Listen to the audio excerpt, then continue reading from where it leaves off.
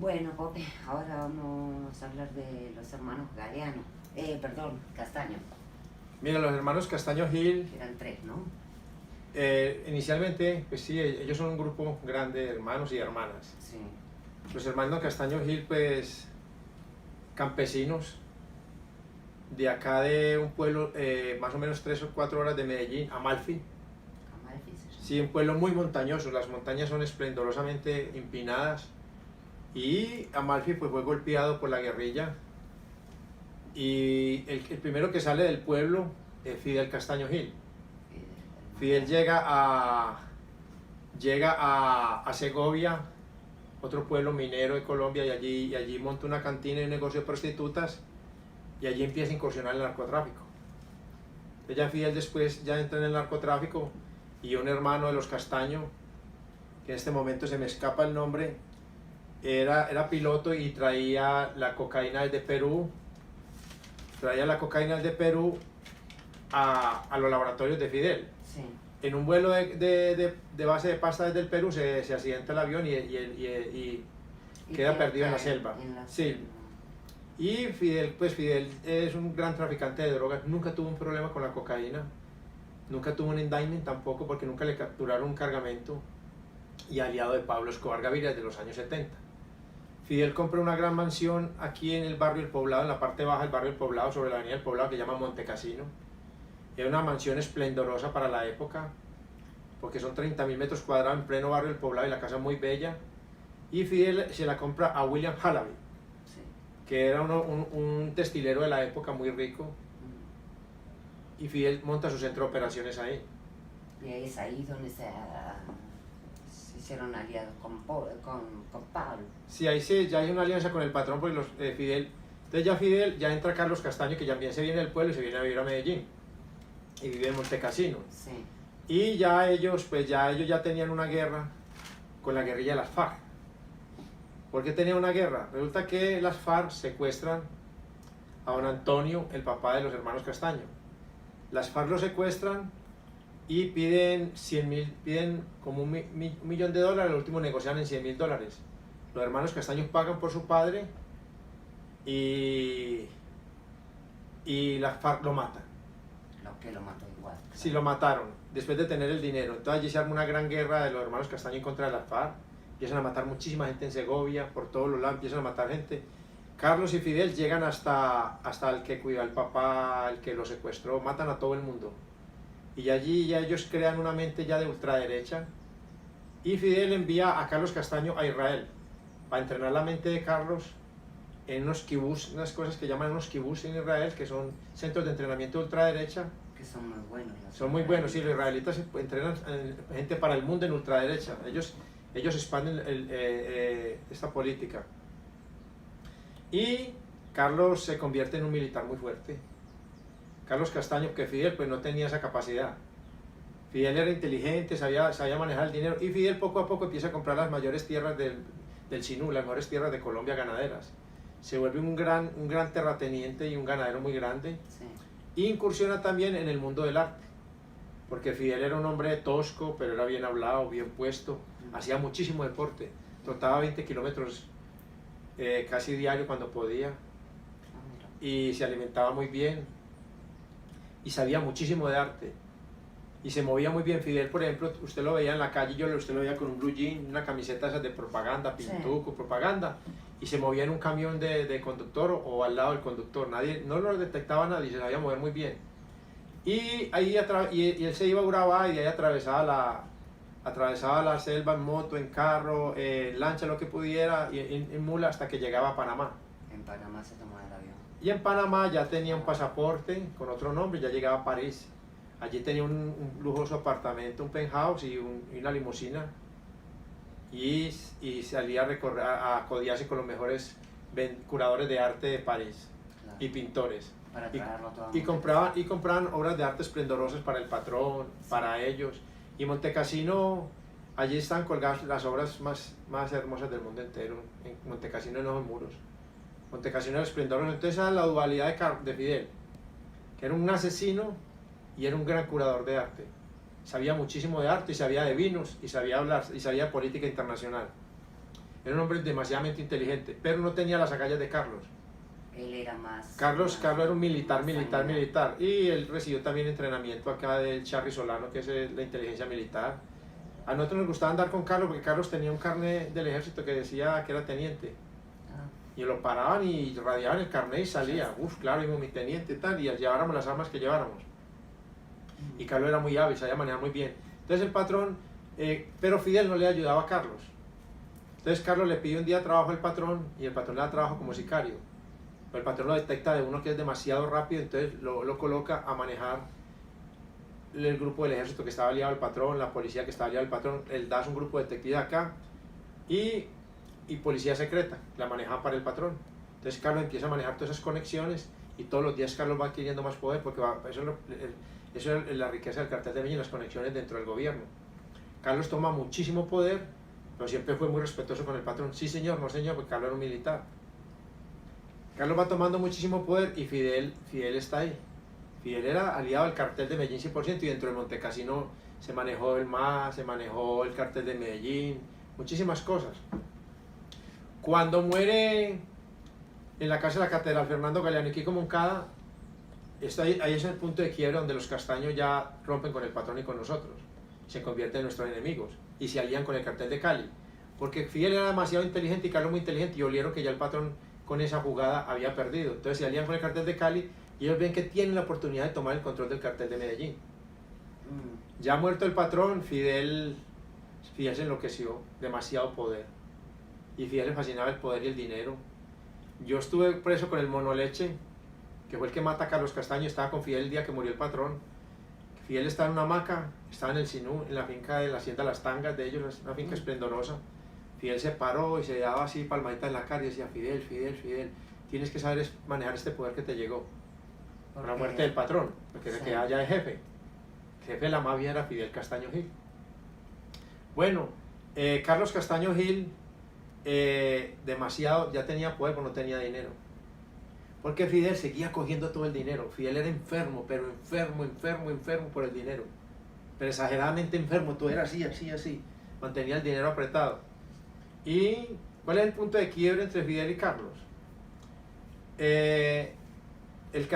Un hombre muy poderoso del cartel del Caquetá, Leonidas Vargas, daba $3 millones en la época por un hombre muy fuerte, por Camilo Zapata. Camilo Zapata le decían el brujo porque cogía niños vivos, bebés vivos, y le abría la barriga vivo y le metía la foto de Leonidas Vargas. Y ya le había matado a una hija de Leonidas Vargas. Tenía una guerra brutal. brutal. Pero brutal, sí, aquí había mucha sangre. Y cuando estaba el bloque de búsqueda, que estaba metido Carlos Castaño ahí, que era operativo, Carlos sí andaba con ellos. Fidel anduvo con ellos un tiempo y se disfrazaba de policía, pero después Fidel se echó hacia atrás. Para no estar los dos hermanos, porque no es coherente los dos metidos ahí. Uno solo tiene que, uno cuida al otro. Porque tú vas a matar a uno de los Castaños, piensa que te queda el otro. Claro. Entonces, Carlos, en unas escuchas que tenían del bloque de búsqueda, con aparatos de la DEA y de la CIA, y de los ingleses y los israelitas, encuentran a Camilo Zapata hablando desde una finca en Copacabana. Como Carlos sabía que conocía a Camilo Zapata, sabía cómo hablaba, sabía que valía $3 millones, entonces Carlos lo detecta y lo ubican. Y Carlos va donde Fidel y dice, ubicamos a Camilo Zapata. Entonces Fidel dice, vaya a la picota, estaba preso Leonidas Vargas, hable con Leonidas Vargas que le da $3 millones. Carlos va donde Leonidas Vargas, habla con él, Leonidas le dice, yo le doy $3 millones, pues tiene que ir un hombre mío, no hay ningún problema, camine. Le llegan con el bloque de búsqueda y matan a Camilo Zapata. Leonidas Vargas pagaba correctamente, pagó los $3 millones, que vendieron $30 millones. Sí. Y la plata la cogió Fidel. También. No le pagó no le dio ni una moneda al bloque de búsqueda. Y al bloque de búsqueda le metieron un cuento que era un hombre de Pablo Escobar y había que matarlo, entonces ellos lo mataron por la patria. Porque era tan enfermizo. Enfermo, pero no cuando yo le digo enfermo, es enfermo. No mantenía ni dinero al bolsillo, no gastaba nada, era así todo, comprando tierras y obras de arte y compre. Él era el que le decía también a Pablo que gastaba mucho. Sí, él decía al patrón que el patrón gastaba mucho, bueno.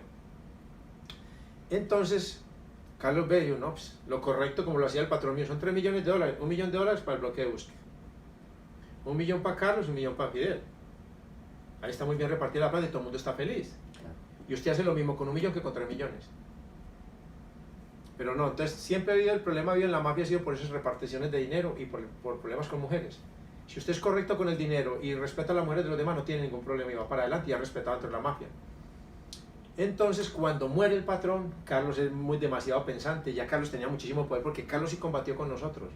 Carlos se metía, tumbaba puertas, estaba al frente de la línea de fuego con el bloque de búsqueda. Iba siempre muy fuerte Carlos, para que mis respetos con Carlos. Bueno, y ya Carlos se estructuró, ya era otra persona.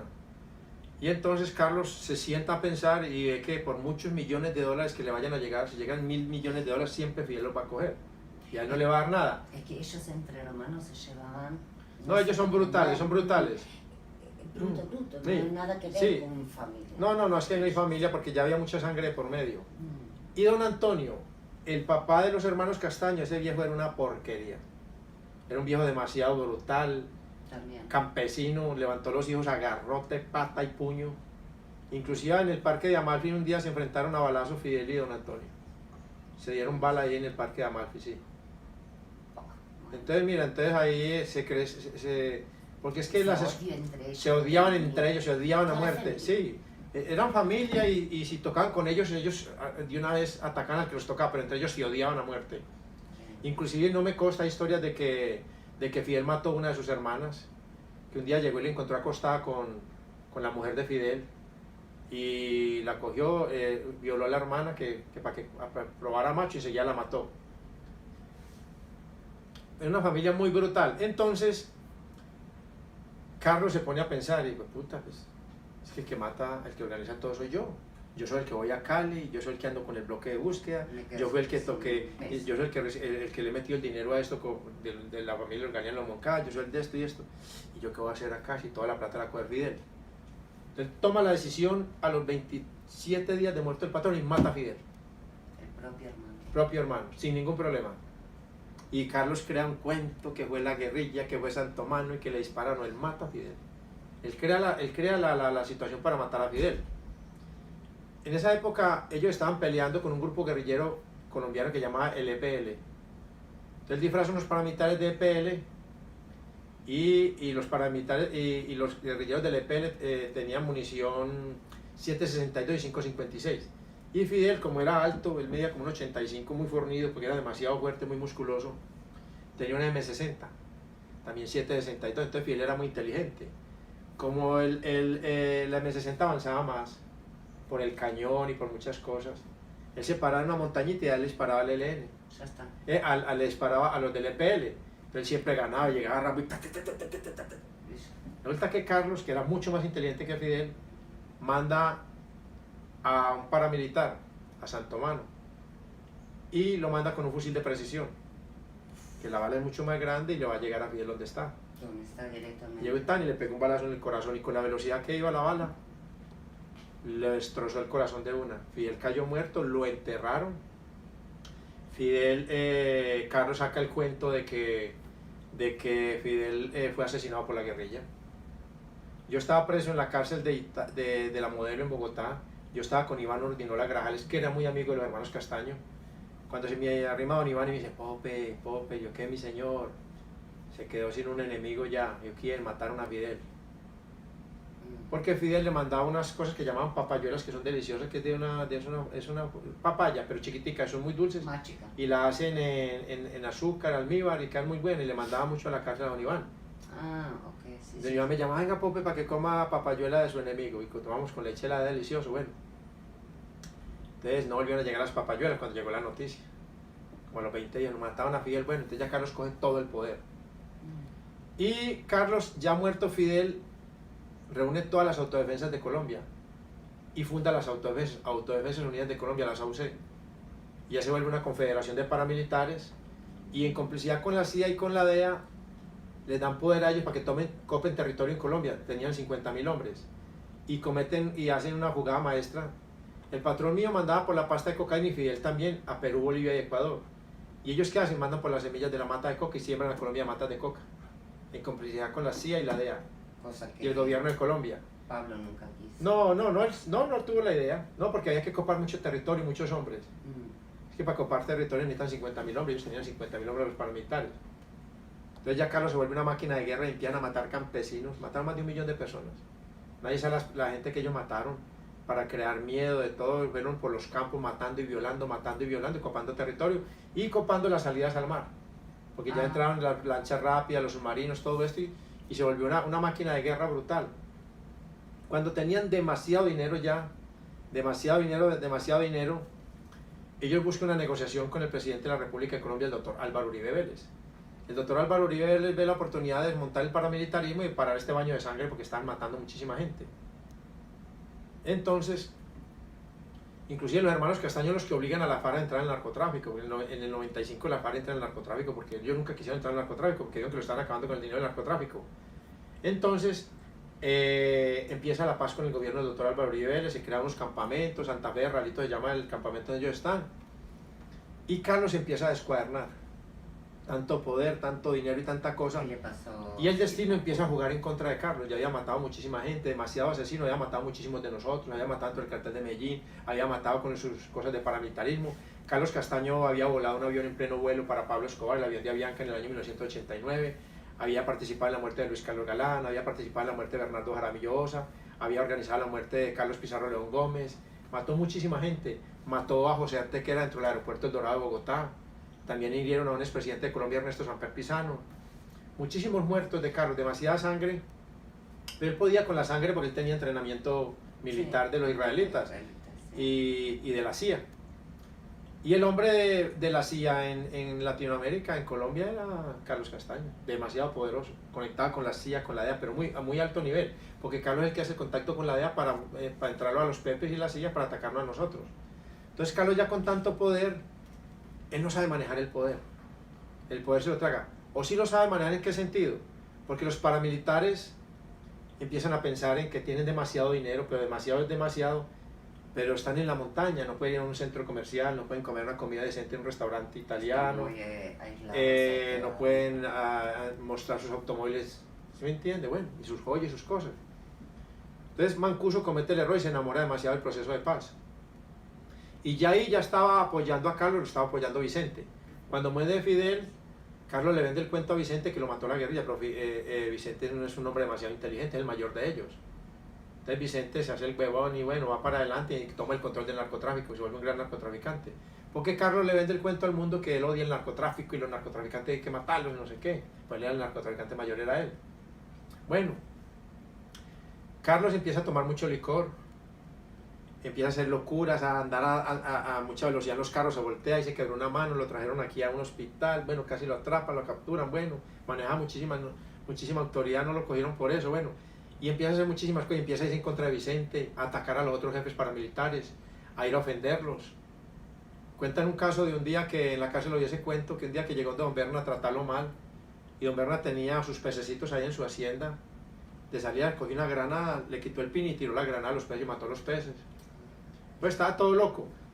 Ya le había subido el poder a la cabeza. Sí, pero tenía un bálsamo que una hermosa mujer, una monteriana divina, una morena divina, espectacular, y se enamora de ella y se casa de una porque es divina, y entonces ella queda en embarazo y se sabe que es una niña, entonces empieza a cambiar de vida y todos los paramilitares emocionados con la paz que le está ofreciendo el doctor Álvaro Uribe Vélez, y ellos están muy emocionados y va caminando la paz y va caminando, pero el único que se hace una pregunta es Carlos Castaño Gil. ¿Por qué? Porque Carlos Castaño Gil era un hombre de Pablo Escobar. ¿Y la extradición qué? Si todos somos narcos. Y ahora, claro, entonces Carlos se alía con la DEA de nuevo y la CIA y empieza a entregar narcos. Trata de entregar a un narco muy poderoso, Gordolindo, se le vuela. Carlos lo va a visitar a él ahí cerca al campamento de Santa Fe, Ralito, donde estaban, y Gordolindo lo ve sospechoso y tenía un jet ski en el río y se le voló por el jet ski cuando llegó la policía y la DEA. Y empieza a entregar gente a la DEA y todo. Y entonces todo el mundo se asusta con Carlos, porque la única salida de Carlos era entregarlos a ellos y irse a los Estados Unidos, ya negociando. Claro. Porque él sabía que la extradición estaba ahí. Para poder... Sí, entonces Carlos tiene un problema. Donde hay tanta violencia y tanta sangre, Carlos tiene un problema. ¿El problema de Carlos cuál es? El avión de Avianca. Que ahí murieron 3 norteamericanos y 104 colombianos. la DEA y la CIA sabían que Carlos había participado en subir la bomba al avión de Aviaca con el DAS y con el cartel de Medellín, con Carlos Mario Santos Urquijo el cartel de Medellín y Pablo Emilio Escobar Gaviria. Entonces los norteamericanos le dicen, comandante, la CIA le dice que no puede ir a los Estados Unidos, porque después del 9/11, todo el que tenga terrorismo no puede entrar a los Estados Unidos. Y Carlos soñaba con estudiar en los Estados Unidos, una gran universidad, porque muy inteligente. Mis respetos con Carlos, muy inteligente. Y ya tenía demasiado dinero y obras de arte, y todo. Tenía todas las obras de arte del hermano, ahí está el dinero más grande. Claro. Y demasiado dinero en efectivo del narcotráfico. Y los americanos, entonces es un primer golpe para Carlos Castaño. Ya había recibido un golpe porque el presidente de la época, Ernesto Samper Pizano, lo había sacado como se busca. Carlos Castaño Gil, terrorista y narcotraficante. Y él le dolió mucho eso porque Carlos estaba loco. Carlos pensaba que él era un coronel del ejército de la República de Colombia y que él era un militar muy importante y él no era nadie. Sí. Él era un bandido, un asesino. Y él andaba vestido de militar y decía, estaba loco. Sí, estaba totalmente loco. Entonces logra que el presidente desmonte el cartel de Se Busca, entonces ya se sentía importante, volviendo a montar el cartel de Se Busca. Y Carlos sigue con eso y un día se emborracha y tiene un problema con otros paramilitares y en la cara le dice, lo voy a entregar a la DEA. Ahí es donde empezó a hablar por demás y Sí, entonces, y amenazar a la gente entonces, y él era demasiado agresivo, porque era muy violento. Entonces los paramilitares se reúnen con Vicente. Otra vez la Vicente familia. Castaño Gil. Entonces acorralan a Vicente y Vicente se da cuenta porque ya Carlos había tratado mal a Vicente, porque había construido una mansión en la selva, porque tenía muchísimo dinero y cada ratico y le decía, este ya está como Pablo Escobar. Bueno, Vicente da la orden de matarlo. Otra vez el hermano. Sí, el hermano. Y matan a Carlos Castaño Gil, porque ya estaba a puertas de irse con la DEA no a Estados Unidos, sino a Costa Rica. Pero Carlos ya estaba totalmente descuadernado, porque recibe una noticia muy mala para él, porque venía la bebé y la bebé nace. Y la bebé nace, él esperaba una muñequita así como la mamá. ¿Y qué le nace? Le nace una niña con el síndrome del gato, que es un vegetal, ella no se tiene, y por ahí cada 2 horas hace... Nada más. O sea, así como un ruido como un gato y ya no más. No conocía ese. Y entonces él se desespera cuando ve a la niña así. Pero eso no es lo que lo desespera a él, sino que él está muy metido en las redes sociales, porque él está ilusionado por el internet. Ah. Y él se conectaba al internet en una cosa que llamaba Rancho al Hombro, un punto ahí donde podía conectarse al internet que tenía señal de internet. Él se conecta a internet y alguien le dice, hueputa, la niña te nació así porque eres un asesino. Eso lo desquició totalmente. Lo enloqueció, esas palabras lo enloquecieron. Y las redes son muy peligrosas. Tú oyes más de una vez que hay muchas niñas y niños que se suicidan porque reciben matoneo en internet. Y la gente dice, este es un huevón que se... No, es que es delicado, las redes sociales son delicadas. A mí me dicen asesino, rata todo el día que me van a matar. Y yo le haga fila y pues puta, yo tengo una mente poderosa. Pero Carlos no. Carlos se descuadernó completamente. Entonces enloqueció y entonces ya estaba buscando la ida para irse a Panamá en un helicóptero, que él tenía retanqueo en la selva, ellos estaban muy organizados, cogió un helicóptero, tenía retanqueo y llegaba a Panamá. Y en Panamá lo recibían los norteamericanos y iba a Costa Rica para entregar a todos los paramilitares. Pero ellos lo detectan y lo matan conectado a internet. Le llegan ahí los paramilitares aliados de Vicente Castaño, él se les vuela, lo capturan, ya estaba anillado, lo llevan a una cosa que ellos llaman ahí una escuela de entrenamiento de los paramilitares y ahí lo matan. Lo entierran porque el cadáver de Giancarlo ya apareció. El cadáver que no apareció es el de Fidel. Entierran el cadáver, el de Fidel no ha aparecido. Y la gente dice que está vivo, yo creo que está muerto porque Fidel en ese momento con tanto dinero no se iba a ir. Él era enfermo por el dinero. Él se podía desaparecer después de 10 años cuando apareció la extradición y todo eso. Pero no, Fidel para mí está muerto. Entonces ya Carlos, ya matan a Carlos. Y ya Carlos ya muerto, ya los paramilitares siguen felices con la negociación con el gobierno. Y al final todo termina en el traste porque sale la extradición. Y todos aparecen en un calabozo de Estados Unidos. Pues la extradición no es el fin, ¿por qué? Porque mira, nosotros tumbamos la extradición en el año 1991 con Pablo Emilio Escobar Gaviria el 19 de junio. El patrón obligó al país a hacer una constituyente, acorraló el país a los americanos. Cuando muere Pablo Emilio Escobar Gaviria el 2 de diciembre de 1993, el gobierno norteamericano, el gobierno colombiano dijo, está muerto Pablo, podemos revivir la extradición. Pues entonces la reviven en el 97. Entonces ya en el 97 reviven la extradición, pero entonces son más prudentes, ya no la hacen tan abiertamente que un colombiano se pudre en los Estados Unidos, sino que la hacen con condicionamientos. Entonces, ¿cuáles son condicionamientos? De que si te llevan por narcotráfico en Colombia da 24, da 24. No te pueden meter 60 ni cadena perpetua. Que hicieron equivalente. Que si allá no te pueden matar. No hay pena de muerte por ningún delito. Así tú mates 100 norteamericanos aquí. Sí, pero te pueden encerrar en un agujero. Sí, pero ¿qué hacen los norteamericanos? ¿Qué hacen los norteamericanos? Mira, entonces, ¿por qué la mafia aquí? Ahorita hay más mafia que en la época del patrón. Aquí la gente, la mafia evita matar a un norteamericano. ¿Por qué? Porque en Estados Unidos, aquí da 60, entonces en Estados Unidos te meten 60. Pero ellos no te van a meter 60 en las condiciones que están en Colombia, con población carcelaria, muchísimas cosas, llamadas y de todo. Visita íntima, porque aquí hay visita íntima cada mes. Allá te van a meter a un hueco y te morís. En 10 años están muertos. Ellos cumplen los años. Pero te meten a un hueco, sí. Los americanos son muy inteligentes en eso. Entonces, está restablecida la extradición en el 97.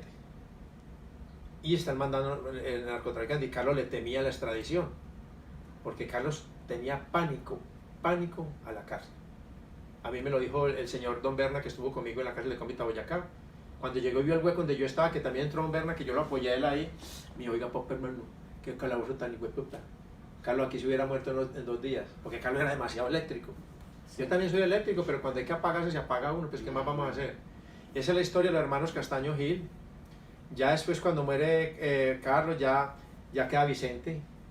Y como eran tan traidores y tan violentos, los propios hombres matan a Vicente. Es que es increíble con esa familia. Sí, a Vicente, Vicente se aleja del proceso de paz porque ya sabe lo de la extradición. Él no regresa para ir con los otros jefes paramilitares aquí a La Ceja, que había una cárcel, y después de la cárcel de Itagüí, no. Él se aleja, se va a la montaña, sorprenden al que le manejaba el correo, entra un grupo de la policía colombiana vendidos a la mafia y matan a Vicente Castaño. Cuando le rodean la finca, él está en una hamaca, él corre y se encierra en el baño y se dispara. Carga una pistola pequeña y se dispara en la cabeza. Lo cogen, le cortan la cabeza, lo descuartizan y alguien toma fotos de la cabeza para poder demostrar que está muerto, y esas fotos después alguien va a los Estados Unidos y muestra que Vicente está muerto. Ahí mueren los 3 hermanos Castaño, pues hay otros hermanos de ellos que están vivos, Héctor y otros que están vivos. Hay otros que sí, pero no son violentos, no. Gente educada ya. Pero realmente los 3 hermanos fuertes del clan de los Castaños son Fidel, Carlos y Vicente, se mataron entre ellos, sí. Murieron todos, porque ¿quién va a confiar en Vicente si mató a su propio hermano? O Carlos, que hizo lo mismo. No, Carlos y Fidel eran muy peligrosos. Pero yo en mi corazón, yo conocí mucho a Fidel, yo sé que él nunca hubiera matado a Carlos. Era el mejor de los 3. Fidel era un miserable de miedo y riquísimo, las fincas que tenía brutales, sí, de recorrer en helicópteros y no, era demasiado rico, era el mayor ganadero de Colombia. Mira. Y el que tenía el arte más cotizado de la República de Colombia. Yo creo que muchas, de pronto del mundo, yo. Yeah. No, hay unos ricos que tienen muchísimo arte, pero de Latinoamérica sí era el que más arte tenía.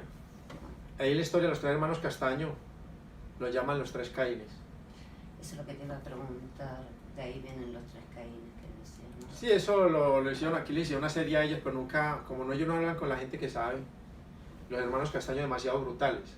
Aquí te lo estoy contando a grosso modo. Pero fue más... No, es más grave la cosa, gravísimo. Y las conexiones que tenía Carlos Castaño, el más militar de ellos era Carlos. Carlos se codiaba con presidentes de la República, se codiaba con generales, se codiaba con la CIA, con la DEA, con la Mossad israelí, se codiaba con los ingleses. Carlos era un hombre supremamente preparado y era muy inteligente. Y no que Carlos, después de ya muerto Fidel, él empezó a leer y se estructuró. Y le cabía el mundo en la cabeza, sino que tanta violencia, tanta sangre, empezó a consumir, decían que drogas. Empezó a tomar muchísimo licor, se enloqueció muchísimo. Era piloto de helicóptero, era una cosa de locos. Carlos, mis respetos con Carlos. Y en este momento Colombia, que está a puertas de entrar al comunismo, porque el presidente de la República de Colombia, Juan Manuel Santos, vendió el país al comunismo, necesitamos un hombre como Carlos Castaño. Pero Carlos Castaño no hubiera permitido ni que yo estuviera en la ciudad, ya me hubiera matado, no, yo no hubiera entrado. Carlos era demasiado asesino, y tan asesino no sirve porque nadie va a hacer alianzas con él. No, es que es eso. Demasiado asesino.